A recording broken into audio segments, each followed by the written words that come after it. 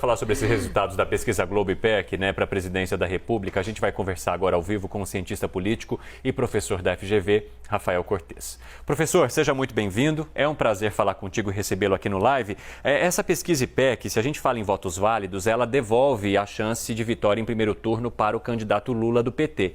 Mas a gente tem outras pesquisas que colocam um pouco distante essa possibilidade. Eu queria saber do senhor como é que o senhor avalia esse cenário. Bem-vindo. Obrigado, Evandro, Marcelo. É um prazer estar conversando mais uma vez com vocês. Acho que a pesquisa precisa ser analisada à luz do atual contexto dessa disputa eleitoral. E aí, fundamentalmente, um debate em torno da magnitude, se é que vai existir algum movimento de voto útil, né? Movimento esse que aconteceria em função da rejeição elevada do presidente Bolsonaro. Então, a pesquisa mostrou que, pelo menos esse elemento segue presente como uma das características dessa campanha, a despeito de todo o esforço que o governo fez para melhorar sua imagem, inclusive com resultados razoavelmente positivos, né? Se a gente amplia um pouco a margem de análise, a gente vê a queda do ruim péssimo, melhora na avaliação positiva, mas isso tudo não trouxe a redução da rejeição. Portanto, a possibilidade de uma antecipação do cenário existe e as pesquisas agora estão mostrando que ela minimamente já está presente nas avaliações, o que deve colocar aí nas últimas semanas, nos últimos dias antes do primeiro turno, margens pequenas de mudanças, mas mesmo margens pequenas podem traduzir em coisa importante se encerra no primeiro ou no segundo turno. Marcela, boa tarde aqui falando com você, seja bem-vindo. Bom, ontem o ex-presidente Lula se juntou com ex-presidenciáveis, candidatos à presidência, e mostrando ali uma certa... ele querendo mostrar um apoio amplo ali de que tem um outro lado, digamos assim, de que pode ter um apoio também de outros setores da sociedade. Um apoio importante foi de Henrique Meirelles, ex-ministro da Fazenda, o que teve uma sinalização muito positiva, inclusive, para o mercado. Esse tipo de atitude no meio de uma campanha, ali a poucos dias da eleição, tem algum papel para conquistar voto do eleitor? Marcela, bom dia. Tem sim. A ideia é que a campanha precisa trazer um fato novo, né? O ex-presidente Lula já é um político com taxa de conhecimento muito alta, o eleitorado já tem uma imagem minimamente consolidada da sua figura política, do seu desempenho quando foi presidente, de tal sorte que precisa de fato dar a campanha criar uma imagem nova, né? Imagem essa que tem aparecido aí na figura da tal da frente ampla, né? Uma ideia de que são acordos entre políticos com histórico divergentes, inclusive de lados políticos distintos, mas que, em nome da rejeição ao presidente Bolsonaro, estariam unidos nessa reta final da campanha. A presença do Henrique Meirelles nessa frente, né, é simbolicamente muito importante, justamente por conta da agenda econômica. Uma parte dessa rejeição ao PT e ao ex-presidente Lula em particular tem a ver com o debate econômico, ainda uma memória muito recente do desempenho ao longo do governo Dilma. Isso traz, de alguma maneira, alguma rejeição. E aí a presença do Meirelles certamente é um dos elementos, não é o definitivo, mas é um dos elementos que podem condicionar esse voto útil que a gente está conversando.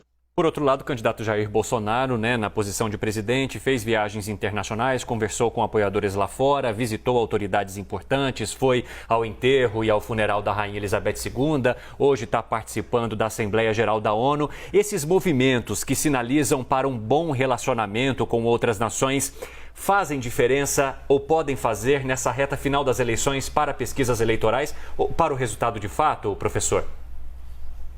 Olha, Evandro, seguramente o governo tem que usar o que ele tem de melhor, né? Uma candidatura de governo comparado aos demais rivais, ela tem uma força porque, de alguma maneira, ao exercer o mandato, você está sinalizando eleitoralmente, né? Isso é um privilégio que só a campanha de reeleição tem. O que a gente está vendo nesse momento é o presidente Bolsonaro, por meio de uma agenda internacional, responder, né, a algumas das críticas que estão ali por trás desses números elevados de rejeição. O objetivo qual é? jogar essa eleição para o segundo turno, para que tenha mais tempo para reconstruir a imagem do seu governo. Hoje o discurso na Assembleia Geral foi uma tentativa de endereçar essas respostas. O mais desafiador do ponto de vista da campanha de reeleição é que uma parte desse discurso representa quase que uma guinada em relação às políticas que o governo implementou, as sinais que o governo vem implementando ao longo do tempo. Então não é trivial fazer essa reversão de imagem. É por isso que precisa de mais tempo, né? A campanha de reeleição precisa do segundo turno para ver se com esse período maior se começa de novo uma trajetória de melhora da avaliação do governo, para quem sabe isso afetar o quadro eleitoral, mas a tarefa é muito difícil diante de uma rejeição que permanece muito elevada, especialmente quando comparada ao do potencial rival no segundo turno, o ex-presidente Lula. Professor, por outro lado, né, ainda na linha internacional, o país ele se isolou do ponto de vista diplomático, né? E aí, a partir do momento em que o presidente vai no velório da Rainha Elizabeth II, é um evento extremamente midiático, né, que todo mundo acompanhou. E agora, claro, são eventos diferentes, mas tá no holofote internacional, vai ali a ONU, faz aquele discurso, mas ele faz um discurso interno e, ao mesmo tempo, ele não se encontra e não vai se encontrar, não está previsto na agenda dele, um encontro com grandes líderes, né, com líderes de grandes nações. Por enquanto, ele só vai se encontrar com o presidente da Polônia e também do Equador. Isso também não mostra um isolamento, por mais que o presidente queira, neste momento, mostrar que ele está nesses eventos, porque são eventos oficiais, né, são eventos de um chefe de Estado. Marcela, você traz um ponto importante na sua pergunta, né? Se a gente olha para o histórico do governo Bolsonaro, do ponto de vista da política externa, a gente vê, é perceptível, né? Isso não é propriamente uma interpretação, dado que isso estava presente explicitamente nos discursos, seja do presidente, seja dos ministros anteriores, que é uma crítica à integração nacional, né?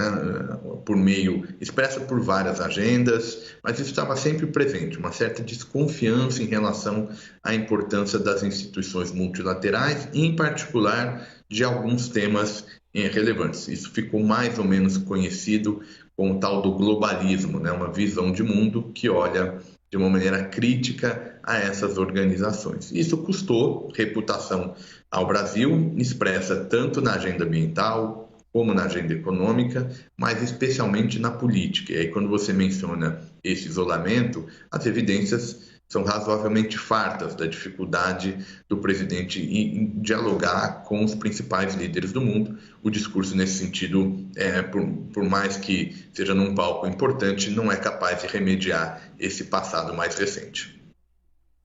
Cientista político Rafael Cortes, muito obrigado por conversar conosco, nos ajudar a entender um pouquinho mais desses números mostrados pela pesquisa IPEC.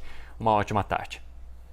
Evandro, Marcela, eu que agradeço, fico à disposição. Uma boa tarde a todos.